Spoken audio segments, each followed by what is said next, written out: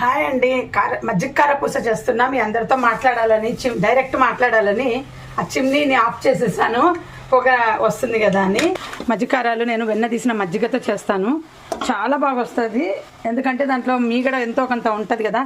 చూడండి, ఇన్ని మజ్జిగ కారాలు చేశాను. అసలు ఎంత బాగా ఫాస్ట్గా అయిపోతాయి. ఇన్ని మజ్జిగ కారాలు దేంతో చేశానంటే దీంతో 3 వేసాను. 3 వేస్తే ఇంత అయినాయి, పిండి 3 అయినాయి అందులో.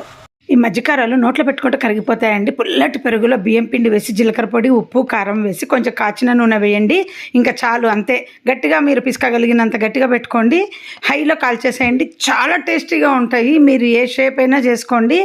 మెయిన్ ఏంటంటే పుల్లటి పెరుగు ఉండాలండి, అప్పుడు బాగా ఉంటుంది టేస్ట్. కానీ కారపూస పుల్లగా ఉండదు. ఇది మా చిన్నప్పటి నుండి చేసుకుంటున్నాము. మా అమ్మ వాళ్ళు చేసి పెట్టేవాళ్ళు మాకు. ఇప్పుడు నేను నా పిల్లలకు పెడుతున్నా.